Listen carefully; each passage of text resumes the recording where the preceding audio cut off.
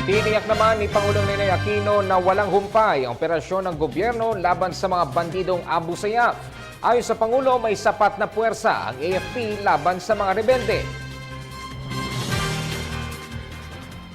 Practically every week nagmi-meeting kami tungkol sa Abu Sayyaf at anong gagawin. Merong short term na hinahabol akong resulta at meron akong long term na resulta ring hinahanap. No?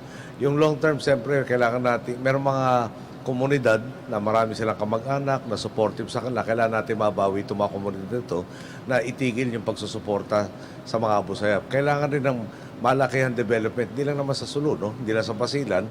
Talagang dapat natin asahan na habang yung nalalapit, no? Yung pagtatapos ng kanilang, yung sitwasyon kung saan nagkaroon sila nga nitong pagkakataon magkaroon ng mga recruit at magkasik na lagim, talagang lalaban sila ng gusto. Pero ay inaasur tayo ng ating militar at kapulisan na supisyente ang ating mga puwersa para malipol itong mga masamang loob.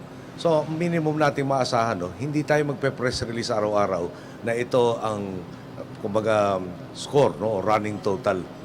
Basta ang instructions natin sa kaukulan ay walang humpay itong mga operations hanggang maubos natin, no? Meaning maaresto at madala sa korte lahat itong mga membro ng Abu Sayyaf.